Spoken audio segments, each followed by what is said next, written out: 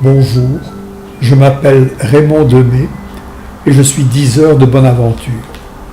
Je suis également analyste existentiel et life coach. C'est la 21e fois que je m'adresse à vous pour vous parler de mon art, la mancie. Et la 4e fois que je vous parlerai de cette forme bien particulière de mancie qu'est le tantrisme. J'ai préparé un petit texte que je vous lirai et que je commenterai le cas échéant. Allons-y. Je suggérais dans la vidéo précédente l'existence d'une énergie spécifique m'appartenant, me caractérisant. Une énergie qui était prise dans le flot de l'énergie libidinale traversant mon organisme de part en part, de chakra en chakra, de mon fondement à ma fontanelle. Une énergie à laquelle les divers chakras étaient particulièrement attentifs puisqu'en elle résidait mon individuation. C'est-à-dire la possibilité que je devienne moi-même et que je le reste ma vie durant, sans me perdre dans l'identité collective et me voir caractérisé par celle-ci, comme il en va la plupart du temps pour la plupart d'entre nous, qui nous trouvons en quelque sorte cueillis bien trop tôt à l'arbre de nous-mêmes et façonnés par les autres qui nous entourent, à commencer par nos parents et par nos proches, qui n'en doutons pas sont animés le plus souvent des meilleures intentions, nous accueillir dans le monde des autres et faire de nous un autre que nous du même coup. Et j'ai dit que cela constituait un des objectifs de la démarche du mancien, utilisant l'aventure tantrique, découvrir son énergie propre et ou aider l'autre qui est venu le consulter à découvrir la sienne. Il n'en reste qu'entre les chakras circule cette énergie vitale, cette puissance libidinale de nature sexuelle qui, dès le départ, cherche à produire l'être qu'elle a en charge et à l'amener à se reproduire à terme. Cette énergie circule entre ciel et terre, et l'hermétisme occidental nous a appris qu'il convenait d'y faire brûler le feu dans l'eau. Et c'est bien de cela également qu'il s'agit dans le tantrisme. Le bouddhisme tantrique, le Vajrayana, ne recommande-t-il pas la voie de la foudre, la voie du diamant? Car la vacuité y est recherchée, comme dans toutes les autres voies du bouddhisme, mais ici, elle est relative. C'est-à-dire que tout phénomène observé n'y est dit exister qu'en interdépendance avec les autres phénomènes. Et tout individu n'est donc là, tel quel, que parce que l'autre, et partant les autres, s'y trouvent eux aussi. Par ailleurs, l'adepte de cette voie tantrique fait vœu de libération individuelle, devenir elle-même, devenir lui-même, malgré tous les autres, ce que nous appelons l'individuation, empruntant le terme de Jung. Mais l'adepte du tantrisme fait également vœu d'aider autrui sur le chemin de l'éveil. Et voilà du coup nommé le feu et l'eau. Le feu, c'est moi, les autres que moi, c'est l'eau. Mais parmi ces autres, il y a l'autre, avec un grand A, qui ressemble à celui qu'a défini le psychanalyste Lacan. Cet autre qui se rencontre dans le phénomène du transfert psychanalytique. Cet autre dont je me nourris, que j'assimile, puisqu'il me ressemble au moins autant que moi-même, voire plus. Cet autre en lequel tout est bon, puisqu'il y a moi dans l'autre, puisqu'il me constitue comme on se pose en s'opposant, et puisque c'est dans cette relativité que tout acquiert qualité d'exister.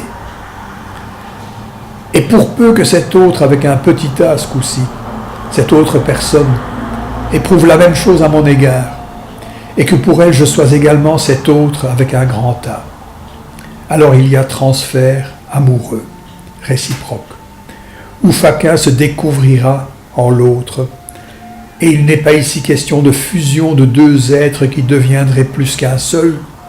Il est question de se découvrir en l'autre mutuellement, simultanément. Ce qui n'est pas rien. Je deviens et finis par être pleinement moi, parce que tu deviens et finis par être pleinement toi. Il y a moi parce qu'il y a toi, et pas uniquement malgré toi. Et je viens de définir là le couple, tel que l'entend, je crois, le tantrisme. Ce couple formé de deux déités qui se nomment Shiva et Shakti. Il se dit que quand Shiva est prêt, Shakti arrive. Il est probable également que quand Shakti se met à danser autour de lui, c'est qu'elle a perçu que Shiva est prêt à l'accueillir. Et voilà une belle aventure qui commence. En principe, elle commence dès notre conception, car nous ne venons pas seuls au monde. Nous y apparaissons en compagnie de celui ou de celle qui nous fabrique. Cet être n'est pas sexué ou ne l'est que par rapport à nous-mêmes. J'ai nommé placenta. Placenta, c'est moi, puisqu'il me fait naître et n'être que moi. Et puisqu'à ma naissance, il disparaît, du moins physiquement. Mais disparaît-il vraiment? Car le voilà qui réapparaît dans tout ce que moi, bébé, je projette sur maman. Est-elle placenta? Non, du moins pas tout le temps, mais quand même par moment, afin que je garde placenta en mémoire, donc suffisamment.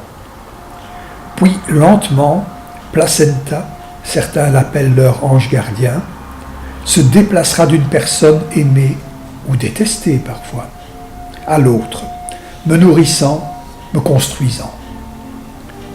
On y va donc par identification successive. Moi se découvre en l'autre, en beaucoup d'autres. Et pourtant moi sais qu'il y a l'autre, avec un grand A, parmi tous ces autres. Qu'il y a la placenta, ou plutôt son ultime métamorphose, son dernier avatar, cette âme sœur que je connais depuis toujours et avec laquelle je désire être, avec laquelle je désire vivre pour toujours. Et nous revoilà à prononcer ces formules magiques qui figurent dans tous les romans d'amour, et on croit l'avoir trouvé, notre âme sœur, à chaque fois qu'on est amoureux. Et ce n'est pas faux.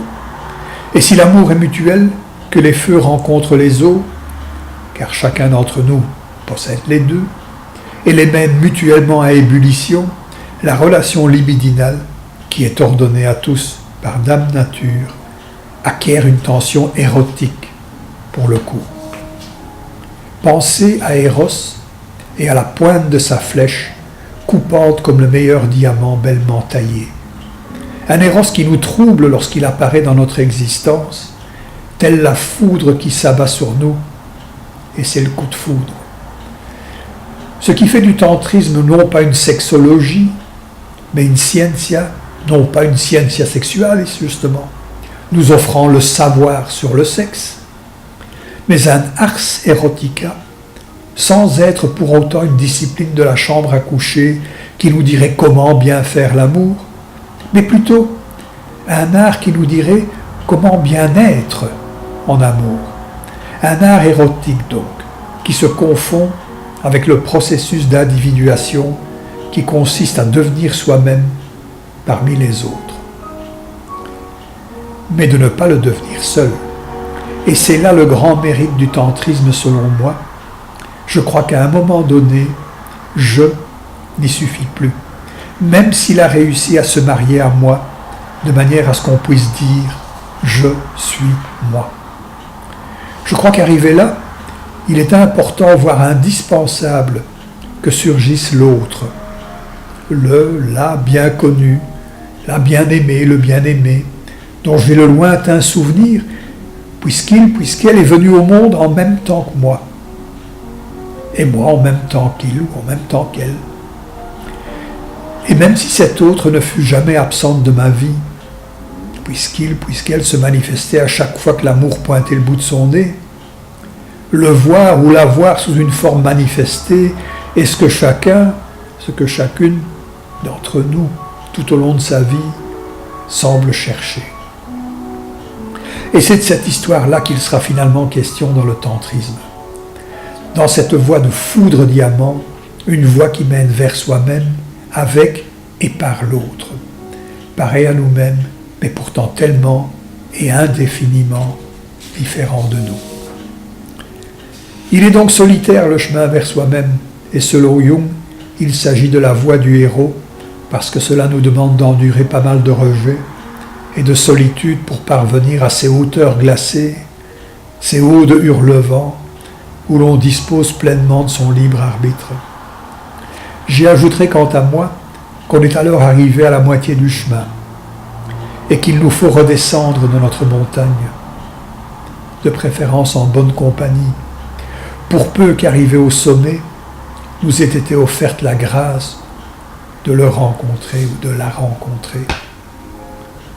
Voilà pour cette fois-ci. À bientôt.